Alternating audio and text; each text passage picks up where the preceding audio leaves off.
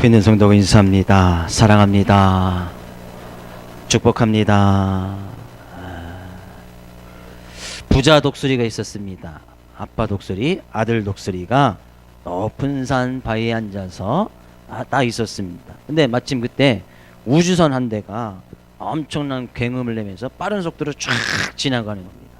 네, 멀리 높은 하늘로 살아가는 그런 우주선을 보고 이 아들 독수리가 감탄하면서 탄성을 딱 올립니다.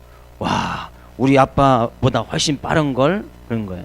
그러니까 이 아빠 독수리가 자존심이 상했습니다. 뭐 독수리 하면 그래도 속도나 빠른 것을 다 자존심이 있는데 그 자존심이 상해서 아빠 독수리가 이렇게 얘기했습니다. 야 이놈아, 나도 꽁지에 불만 붙으면 저 우주선보다 훨씬 빨리 날 수 있어, 그랬다는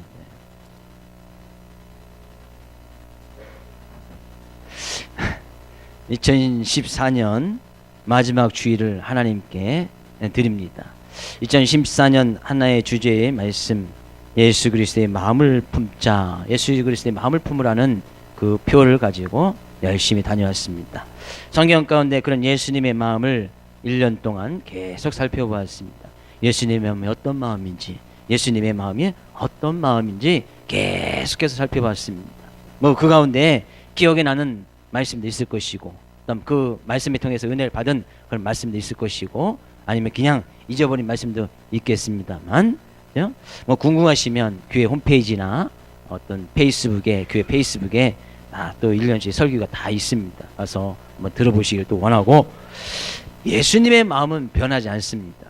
예수님은 어제나 오늘이나 내일이나 동일하신 분이라고 말씀하고 있기 때문에 성경 가운데 예수님의 마음은 이런 마음이다, 이런 마음을 품어야 된다, 그런 예수님은 변함이 없다는 거예요. 그러면 정작 중요한 것은 과연 나의 마음은 어떠하냐는 얘기예요. 나의 마음은 어떠하냐는 얘기예요. 한 해 동안 주님의 마음을 품으라 라고 했는데, 내가 한 해 동안 얼마만큼 주님의 마음을 닮아가고 주님의 마음을 품고 주님의 마음처럼 주님의 마음을 닮아가면서 주님처럼 살고자 힘썼느냐, 그것이 중요하단 말이죠. 예수님의 마음을 우리가 어떻게 돌이키거나 그렇게 할 수가 없습니다. 왜? 성경에 예수님의 마음을 딱 이야기를 해놓고 말씀해놓고 있기 때문에 그런 예수님의 마음은 변함이 없다는 거죠. 예수님께서 우리를 향한 그런 마음은 변하지 않습니다. 그러나 우리의 마음은 어떠하냐는 얘기예요. 2014년 마지막 주일 예배 하나님께 드리면서 다시 한번 우리의 마음을 생각해 보려고 원하고, 과연 나의 마음은 얼마만큼 주님의 마음을 품고 있는가, 나의 마음은 얼마만큼 주님의 마음을 닮아 있는가 생각해보고 귀한 말씀으로 은혜를 나눌 수 있기를 주의 이름으로 축복을 드립니다. 본문 말씀은 2014년 1월 첫째 주에 들었던 본문 말씀이고, 마지막 주에 또 살펴봅니다. 살펴본 이유는 간단합니다. 첫째 주에 했던 그런 말씀을 통하여서 마지막 주에 살펴보면서 내가 그 1년 동안 얼마만큼 이 말씀을 나의 삶 가운데 적용하고 이 말씀이 내 말씀이 되었는지 되돌아보기 위해서다, 그런 얘기죠. 저는 우리의 모든 소원이, 또한 여러분의 기도 제목이 주님의 마음을 품어서 주님 향해서 열심히 달려갈 수 있는 그런 기도의 제목이 여러분과 저의 기도의 제목이 되어지기를 먼저 주의 이름으로 축복을 드립니다. 저는 이 본문 말씀 있는 이 말씀처럼 1월 첫째 주에 내가 가지고 있던 그런 마음에서 주님의 마음을 1%라도 더 주님의 마음 쪽으로 나의 마음이 기울어졌다면 그 성도님은, 그런 사람은 성공한 믿음과 신앙의 생활을 했다고 잡아오고 싶습니다. 내가 조금이라도 1%라도 주님 쪽으로, 주님의 마음 쪽으로 내 생각이 조금이라도 주님 쪽으로 옮겨졌다면, 내가 1월 1일 날 내가 주님의 마음이 한 30%였는데 지금 와서 막 돌이켜보니까 한 35%쯤 됐어요. 그러면 믿음과 신앙생활 올 한 해는 잘한 거예요. 그럼 내년에는 45% 될 것이고, 그 후년에는 55% 될 것이고, 언젠가는 100% 나의 마음이 주님의 마음을 닮아가서 주님의 마음이 내 마음이 되어지고, 그래서 그 주님의 마음을 품어서 주님이 원하시는 뜻대로 주님이 원하시는 그 말씀을 부여잡고 그 말씀 앞에 순종하며 헌신하면서 살아가게 되어질 것이다는 얘기예요. 그런 은혜가 있기를 주의 이름으로 축복을 드립니다. 행여나 오늘 말씀 가운데서 시작했던 1월에 시작했던 그 마음하고 마지막 드릴 땐 그 마음하고 똑같다. 30%였는데 여전히 30%다. 한번 생각해 볼 필요가 있다니. 난 제자리야. 그래도 나는 제자리를 지켰어. 절대 아닙니다. 왜? 남들은 한 발자국 앞에 나가 있거든요. 그건 뭐예요? 나는 그만큼 한 발자국 뒤로 물러나 있는 그런 신앙을 생활했단 말이지요. 또 거꾸로 간 사람 없기를 또한 주의 이름으로 축복을 드립니다. 내가 30% 1월 1일 했는데 지금 한 25%, 20% 거꾸로 가 있다면 다시 한번 오늘 본 말씀을 통해서 주님의 마음을 품을 수 있기를 주의 이름으로 축복을 드립니다. 주님의 마음을 품고 있는 사람들의 특징을 다시 한번 이야기를 하고 있습니다. 2절 말씀에 가서 보니까 2절 말씀 같이 읽어보겠습니다. 마음을 같이하여 같은 사랑을 가지고 뜻을 합하여 한 마음을 품으라. 마음을 같이하여 같은 사랑을 가지고 뜻을 합하여 한 마음을 품으라. 한 마음을 품으라. 하나의 마음이 되어져야 된다는 거예요. 어떤 사람들에게 그리스도 안에 있는 모든 형제 자매들에게 그리스도 안에 있는 사람들, 그러면 그리스도 안에 있는 사람들, 쉽게 해서 교회 안에 있는 사람들, 교회 안에 있는 사람들은 같은 마음을 품고 마음을 같이해서 한 마음이 되어져야 된다는 거예요. 가족 안에서도 마찬가지지 않습니까? 가정 안에서도 한 가족이 되어야 되지 않습니까? 한 가족이 되지 않습니까? 그건 한 가족이라는 것은 부모와 자녀의 마음이 한 마음이 되어졌단 말이죠. 부부가 서로 생각하기를 나는 내 옆에 부인 있는데 늘 생각하고 마음속에 다른 여자를 품고 있고 다른 여자를 생각한다면 그건 한 부부가 될 수 없고 한 가족이 될 수 없는 겁니다. 부모는 늘 자녀를 생각하고 자녀는 늘 부모를 공경하고 그런 모습이 있을 때 한 가족이 이루어질 수 있는데 부모는 내 자녀를 생각하는 것이 아니라 옆집 자녀 철수를 생각하고 자녀들은 부모님을 늘 공경하는 것이 아니라 옆집 아저씨만 공경하고 옆집 아저씨가 따라간다면 진정으로 한 가족이 될 수 없다는 거죠. 마찬가지라는 거예요. 교회 안에서도 한 마음이 되어져서 그래서 한 마음이 되어지려면 누구의 마음을 다 닮으면 되는 거예요. 예수 그리스도의 마음을 다 동일하게 갖고 있으면 다 한 마음이 되어진단 말이죠. 제 마음을 닮아서도 안 되고 옆에 있는 성도님의 마음을 닮아서도 안 되고 다 왜? 그런 사람의 마음은 다 제각각이니까 다 다를 수가 있으니까 다 변함이 없는 예수 그리스도의 마음을 각자 성도님 다 품고 있다면 다 한 마음이 되어지는 거예요. 그런 예수님의 마음을 품을 때 예수님의 마음을 품을 때 나타나는 삶의 특징을 1절 말씀에서는 이렇게 얘기하고 있습니다. 1절 말씀. 그러므로 그리스도 안에 무슨 권면이나 사랑에 무슨 위로나 성령에 무슨 교제나 긍휼이나 자비가 있거든. 다 같이 그리스도의 마음을 품고 있으면 삶 가운데 무엇이 있다는 거예요? 권면이 일어나고 내가 그리스도의 마음을 품고 있으니까 그리스도의 마음을 품어서 주님의 마음을 품어서 담나가니까 권면이 일어난다. 권면. 이 권면이라는 것은 남에게 잘 이야기를 해주는 거 아니겠습니까?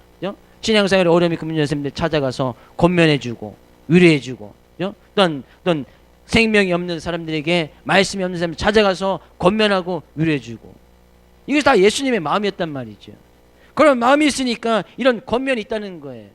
또 뭐야? 사랑의 무슨 위로나 사랑의 마음을 가지고 가서 위로해주고 힘들고 어려운 사람들 찾아가서 사랑의 마음을 전해주고 그들을 위로해주고 그들을 다독여주고 안아주고 품어주고 이런 일이 일어난다는 거예요. 뿐만 아니라 성령의 무슨 교제나 그리스도 안에서 늘 성령 가운데서 하나님이 주신 은혜로 늘 교제를 나누고 긍휼의 마음이 생기고 불쌍히 여기는 마음이 생기고 자비가 생기고 도와줄 마음이 생기고 그들에게 구제할 마음이 생기고 선교할 마음이 생겨서 늘 이런 마음을 가지게 되진다는 거예요.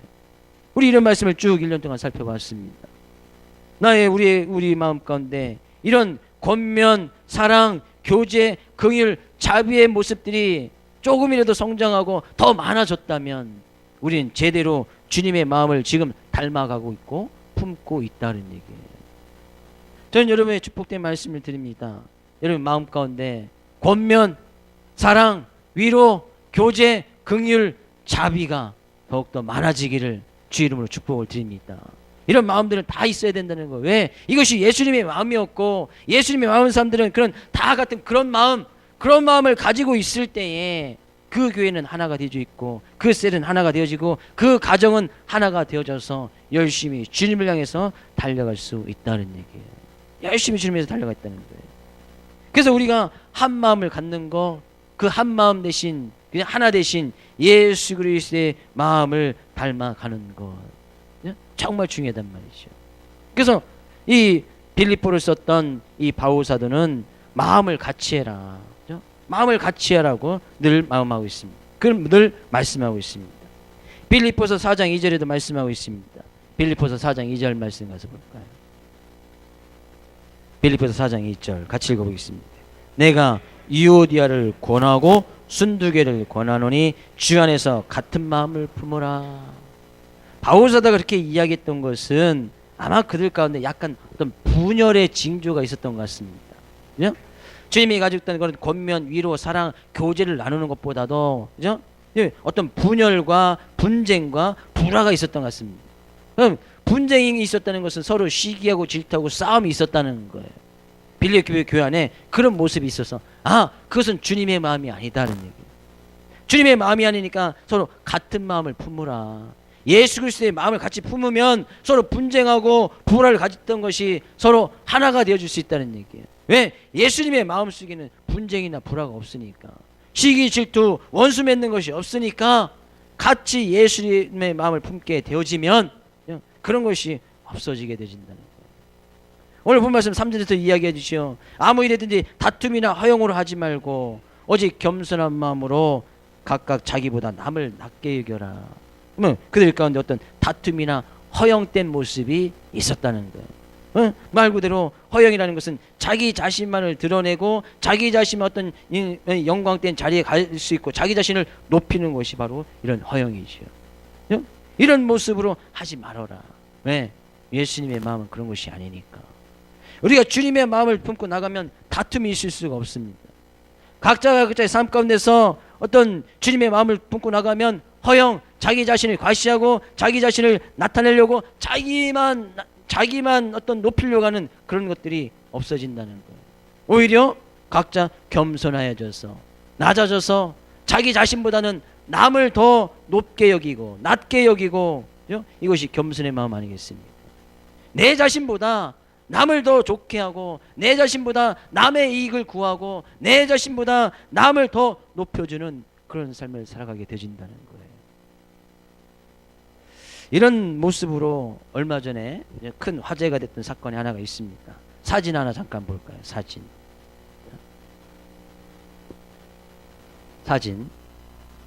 혹시 이 사진 아십니까? 이 사진 용인에 있는 제일초등학교 6학년 아이들의 어떤 체육대회에 반별로 이제 100m 달리기를 하는 그런 모습입니다. 근데 가장 이쪽에 오른쪽에 있는 아이의 이름이 기국인데, 이 기국이라는 이 아이는 연골 무형성증이라는 불치병을 앓고 있습니다. 그래서 6학년임에도 불구하고 키가 121cm밖에 되지 않는 거예요. 네, 뼈와 뼈 사이 연골이 형성되지 않는 거예요. 그러니까 뼈가 잘 자라질 않는 거죠.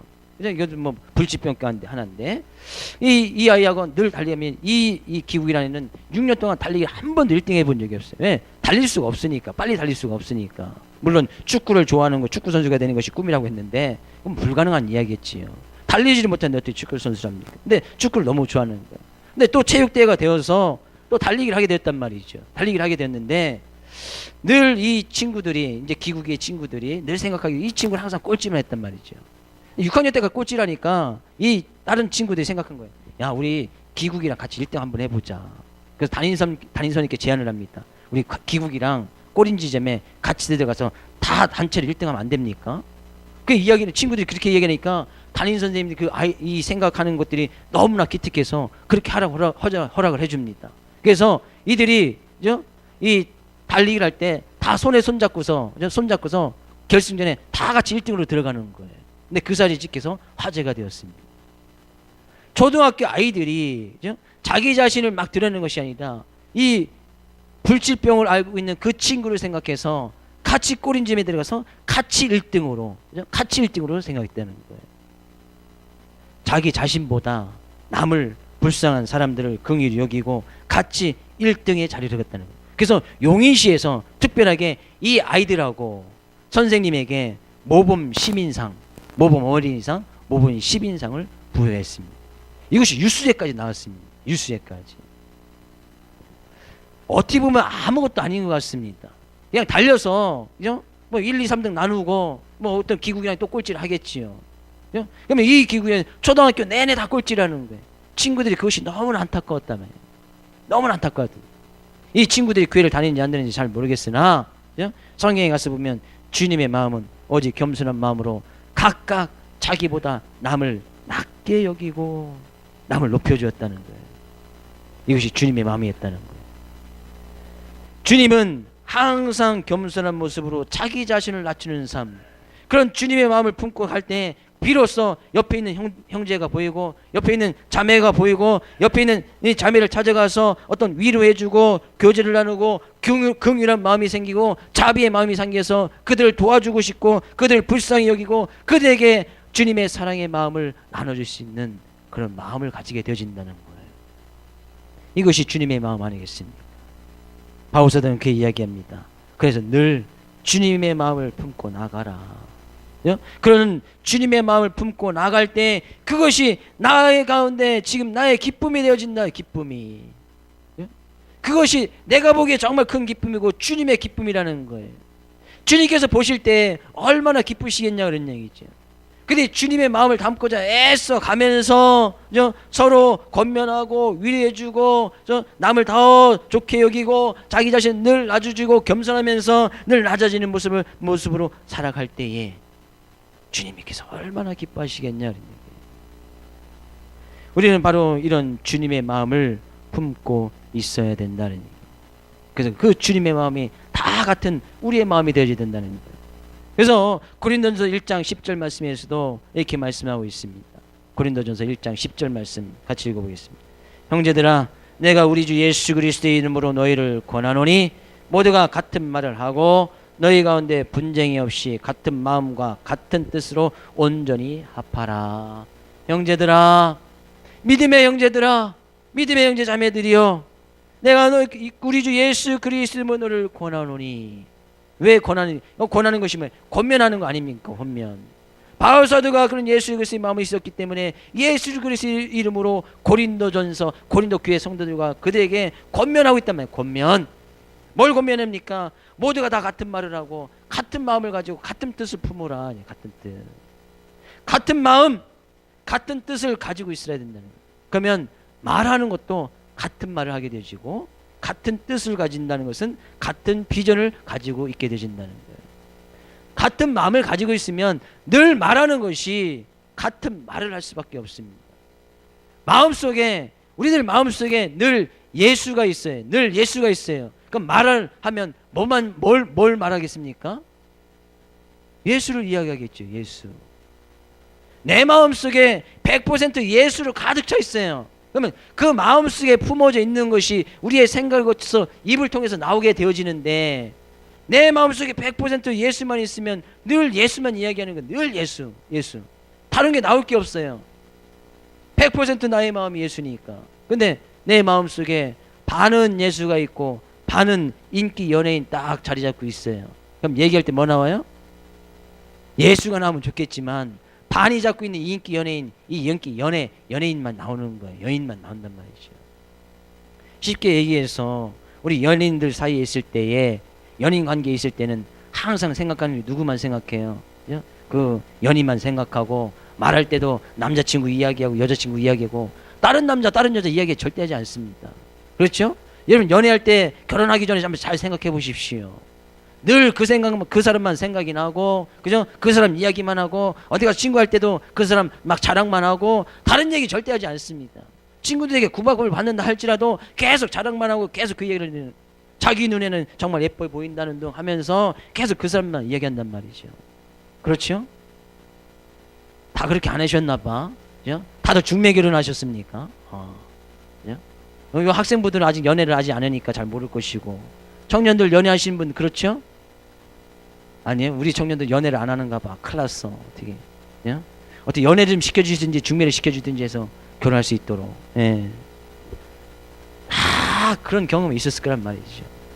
내가 누군가를 정말 사모하고 있으면, 마음속에 그 연인을 품고 있으면 말하는 것은 계속 그 여인만 이야기한단 말이죠. 여인만. 내 마음속에 예수님으로 가득 품고 있으면 같은 말을 할 수밖에 없는 거예요. 제가 같은 말을 합시다, 같은 뜻을 품읍시다 이야기하지 않아도 우리의 마음속에 다 같은 마음으로 예수의 마음을 딱 품고 있으면 누구나 다 같이 결론은 다 예수가 나오게 돼 있단 말이에요. 결론적인 것은 다 예수가 나온단 말이에요. 친구들 만나서 이야기하고 안부 인사하다가도 쭉 가다가도 결론에는 뭐가 나오느냐? 결론은 예수가 딱 나오는 거예요. 그러니까 헤어질 때 그래 교회 열심히 다니고 예수 한번 믿어봐. 결국에 끝에 가서는 예수가 나온단 말이죠. 왜? 마음이 늘 예수로 차 있으니까. 예수님의 마음으로, 예수님의 사랑으로 딱 차 있기 때문에 처음부터 만나면서 예수 이야기하면 친구들이 막 오해라고 하니까 인사하고 안부 인사 나누고 뭐 이런저런 이야기하다가 이러다가 결국에는 예수. 결론은 늘 예수가 되는 거예요. 저는 여러분에게 축복된 말씀을 드립니다. 여러분의 말의 결론이 늘 예수가 되어지기를 주의 이름으로 축복을 드립니다. 말 가운데 끝에는 항상 예수가 딸려져 나와야 된단 말이죠. 예수. 처음부터 끝이 다 예수면 더 좋고, 처음부터 끝이 다 예수면 좋겠으나 그렇게 살 수는 없지 않습니까? 왜? 믿지 않는 친구들도 있고, 그러니까 믿지 않는 가족도 있으니까 처음부터 예수에부터 시작해서 다 예수 끝나버리면 짜증 나겠지요. 미쳤다고 하겠지요. 그러니까 유도리 있게 지혜, 그럴 땐 지혜가 필요한 거죠. 지혜가 필요하고 총명이 필요하고, 나 유도리 있게 대화의 물꼬를 트다가 결국에는 예수로 가는 거죠. 예수로. 그런 은혜가 있어야 된단 말이죠. 그런 마음을 품고 있어야 된다는 거죠.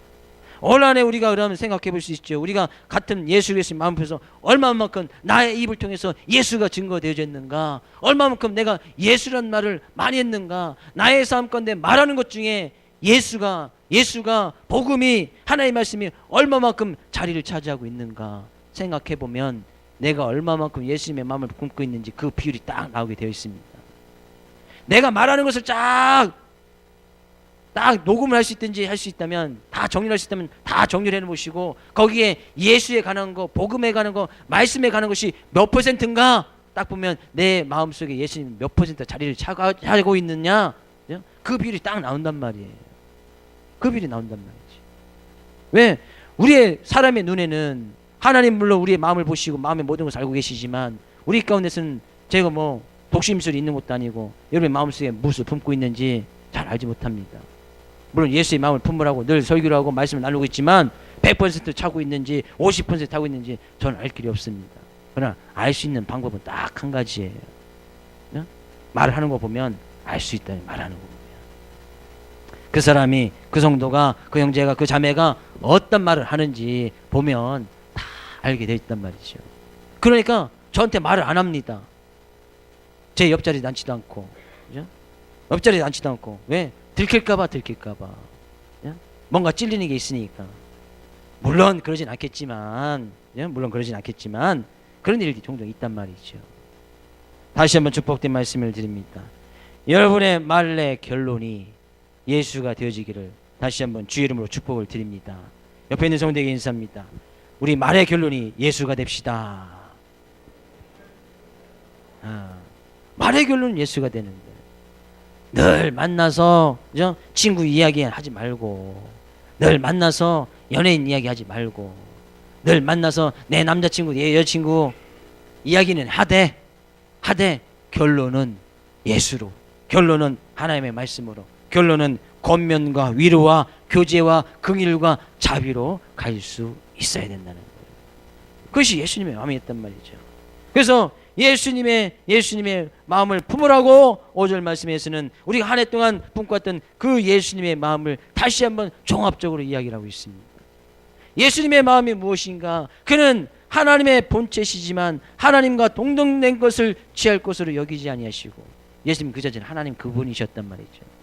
예수님은 하나님이었단 말이에요. 그러면 굳이 이 세상에 하나님 되신 그분이 이 세상에 올 이유가 없었단 말이에요. 근데 이야기합니다. 7절 말씀에 가서 오히려 자기를 비우어 종의 형체를 가지사 사람과 같이 되셨고, 예수님께서 사람이 될 이유가 없는데 사람의 모습으로 이 세상에 오셨다는 거예요. 왜? 왜 이 세상에 사람의 모습, 사람의 형체를 가지고 이 세상에 오셨느냐? 사람의 모양으로 나타내사 자기를 낮추시고 죽기까지 복종하셨으니 곧 십자가에 죽으심이라. 사람의 모습으로 주셔서 십자가에 못 박혀 죽기 위해서 오셨단 말이에요. 그래야 하나님의 택하신 백성들, 하나님의 자녀들을 구원시킬 수 있으니까, 그들로 그 십자가의 죽음을 믿게 하여서 구원의 길로 들어갈 수 있으니까, 그들로 그 십자가의 죽음 믿음으로 인해서 영생을 허락하여 줄 수 있으니까, 하나님 대신 예수님께서 이 세상에 오셔서 십자가에 못 박혀 죽으셨다. 네, 십자가에 못 박혀 죽는 것이 쉽냐? 말로 있어, 성경에 있으니까, 그죠? 말로 있으니까 예수님께서 십자가에 못 박혀 죽으셨나 봐, 그죠? 그렇게 믿는 것이지. 그 십자가의 죽음을 당하는, 죽기 위해서, 자기가 죽기 위해서 탔다는 것을 다 알고 계신 예수님께서 이 세상에 오셨을 때 그의 삶과 그의 고통과 그의 모진 곤욕다는 것이 얼마나 컸겠느냐 이런 얘기죠. 예수님께서 공생애를 시작하면서 제자들을 불러 모시고 계속 이야기하는 것 중에 하나가, 내가 인자가 죽어야 너에게 영광이 있을 것이고, 내가 곧 죽어야 될 것이고, 계속해서 제자들에게 틈틈이 이야기를 해주십니다. 그러면 벌써 예수님께서는 알고 있었다는 것이죠.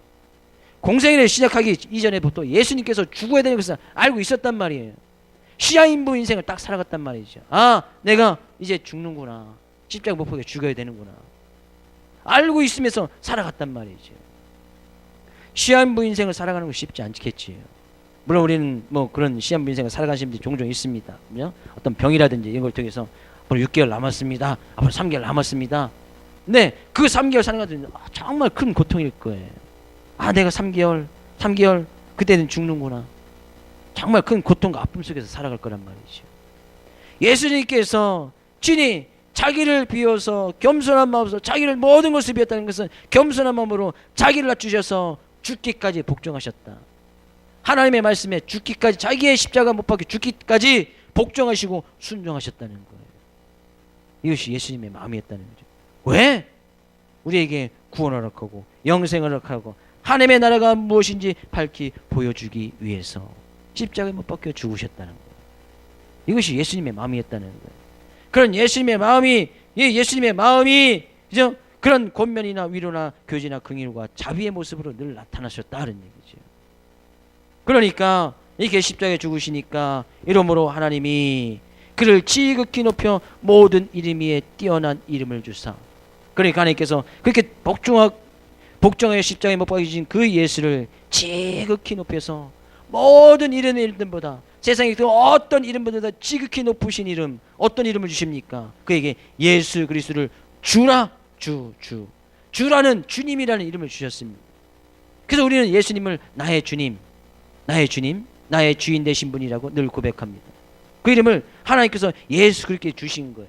그래서 많은 사람들이 그 예수 그리스도의 이름 앞에 무릎을 꿇게 하고, 그 예수님을 주라고 시인하고, 그 주라고 시인하면서 하나님 아버지께 영광을 돌릴 수 있도록, 그 모든 영광을 하나님께 돌릴 수 있도록 하셨다는 거예요. 우리가 예수님을 나의 주님으로 고백하는 것이 하나님께 영광이 되어진다는 거예요. 그런 예수님을 믿고 내 인생의 주인으로 삼고 그 예수님의 마음을 품고 나가는 것이 하나님께 영광을 돌리게 되어지는 일이라는 얘기예요. 그것이 하나님께 영광을 돌리는 거예요. 그것이 예배적인 삶을 살아가는 거예요. 그것이 주님의 마음을 품고 살아가는 삶이라는 얘기예요. 나의 삶의 모습을 통해서 예수님이 나의 주인인 것을 늘 고백하고 믿고 그 주님을 증거하는 것이 하나님께 영광을 돌리는 일이라는 얘기예요. 그런 주님의 마음을 우리는 늘 본받을 수 있어야 된다는 거예요. 그런 주님의 마음을 늘 품고 가야 된다고. 올 한해 표, 그럼 올 한해에서 끝나는 것이 아니라, 그죠? 이 표의 말씀을 평생의 삶 가운데 우리의 마음속에 늘 기억하고 주님의 마음을 품을 수 있도록 늘 기억하여서 살아나가야 된다는 거예요. 저는 다시 한번 여러분에게 축복된 말씀을 드리기를, 인생의 주인 되신 예수 그리스도를 늘 시인하고 믿고 고백함으로 인해서 하나님께 영광 돌리며 살아갈 수 있기를 주의 이름으로 축복을 드립니다. 그런 예수님의 마음을 잘 깨달으라는 거예요. 예수님께서 왜 이 세상에 오시고 십자가에 못 박혀 죽으셔야 됐고, 왜 그가 주라는 이름을 가져야 했는지, 왜 주라는 이름을, 주님이라는 이름을 그가 가지셨을까? 우리 늘 생각해야 된다는 거예요. 네, 이것을 생각해서 나의 마음속에 그런 예수님을 보면서 늘 마을 가운데 그 예수 그리스도를 이야기하고 십자가를 이야기하고 그의 죽으심을 이야기하고 그의 부활을 이야기하는 것, 그것이 하나님께 영광을 돌리는 예배적인 삶을 살아가는 것이다. 성경은 말씀하고 있습니다. 그런 예수 그리스도는 어제나 오늘이나 영원토록 동일하시다. 그분은 절대로 변함이 없습니다. 앞으로도 그 예수 그리스도는 많은 다음 세대의 주인, 주로 모실 거예요. 많은 앞으로 다음 세대 오는 사람들도, 지금의 이 시대에 사는 많은 사람들도 그 예수 그리스도를 주라고 모시고 그런 예수님을 품고 살아가면서 하나님께 영광을 돌리는 사람들이 많이 일어날 거예요. 말씀을 한 구절 살피고 말씀을 맺으려고 합니다. 히브리서 13장 8절 9절 말씀입니다. 같이 읽어보겠습니다. 예수 그리스도는 어제나 오늘이나 영원토록 동일하시니라. 여러 가지 다른 교훈에 끌리지 말라. 마음은 은혜로서 굳게함이 아름답고 음식으로 살 것이 아니니 음식으로 말미암아 행한 자는 유익을 얻지 못하였느니라. 아마 예수님의 마음을 품자는 그런 말씀 가운데 한번 살펴볼 말씀 가운데 하는 것 같습니다. 마음은 은혜로서 굳게함이 아름답다. 하나님의 가장 큰 은혜가 뭐예요? 하나님께서 우리에게 베풀어 주신 가장 큰 선물, 가장 큰 은혜는 예수 그리스도를 이 세상에 보내주신 거예요. 예수님께서 나의 죄를 위해서 십자가를 지게 하신 것, 그것이 가장 큰 은혜란 말이죠. 그래서 우리가 살 수 있단 말이죠. 우리에게 영생이 있단 말이에요. 죽었던 우리가 다시 살아날 수 있단 말이죠. 그런데 그 은혜를 늘 품고 살아가는 것이 아름다운 인생이다. 아름다운 인생. 그것이 아름다운 인생이에요. 결국에 그런 아름다운 인생을 살아갈 때 하나님께 영광을 돌리는 것이 되어진다는 거예요. 하나님께서 그걸 원하시는 거예요. 우리가 이 세상에 살면서 아름다운 인생을 살아가기 원하고 하나님께 영광을 돌리면서 살아가기 원하고 우리의 삶의 모습을 통해서 늘 많은 유혹과 미혹 속에서 이 사단은 항상 그 마음을 뺏어가길 원합니다. 그래서 잠언서에 가서 보면 너희들 지킬 만한 것 중에 더욱 내 마음을 지켜라. 왜? 그 마음 속에 있는 예수님의 마음을 뺏어가서 거기에 세상의 근심이나 유혹이나 미혹을 계속 집어넣고 그래서 예수님의 마음을 싹 잊어버리게 하고 하나님의 사랑을 싹 잊어버리게 하고 은혜를 싹 잃어버리게끔 만들어버린다는 거예요. 왜? 이 마음이라는 곳에는 생명이 있다고 잠언에서는 이야기하고 있습니다. 이 마음을 뺏겨버리면 생명도 뺏겨버리는 거예요. 내 안에 있는 예수 그리스도의 마음을 사단에게, 악한 세력에게 빼앗겨버리면 생명도 빼앗겨버리는 거예요. 생명이 있을 수가 없겠지요. 내 안에 예수의 마음이 하나도 없다면 생명이 없는 거예요. 내 안에 예수님이 하나도 없다면 예수님 믿지 않는 사람이겠지요. 그런 사람은 우리가 그래도 예수님 믿고 고백을 하니까 내 안에 그래도 예수님의 마음이 조금 있는 것이지, 예수님 믿지 않으면 그 안에 예수가 하나도 없습니다. 그러니까 예수란 말을 한 번도 하지 않잖아요. 근데 그 예수가 있을 때 그 예수 안에 있는 생명이 우리 마음속에 자리 잡게 되어진다는 거예요. 근데 사단은 항상 그것을 노리는 거예요. 왜? 죽어야 되니까. 예수의 생명, 예수 안에 있는 그 마음을 보셔서 늘 생명을 가져가 버린단 말이에요. 생명을 뺏어 버린단 말이에요. 사단이 밥이 되도록 만들어 버린다는 거예요. 우리는 이 생명을 절대 빼앗기지 않기 위해서 사단의 유혹과 미혹 속에서 당당히 이길 수 있도록 예수님의 마음을 계속 키워나가면 그 예수님의 마음이 그 모든 것을 물리쳐 이길 수 있다는 거예요. 그래서 우리의 믿음과 신앙은 계속 자라나야 되는 거예요. 예수님의 마음을 품는 비율이 점점 많아져야 되는 거예요. 다시 한번 여러분의 축복된 말씀을 드립니다. 예수님을 품는 마음의 비율이, 여러분의 마음의 비율이 내년 한 해 더 성장하고 자라날 수 있기를 주의 이름으로 축복을 드립니다.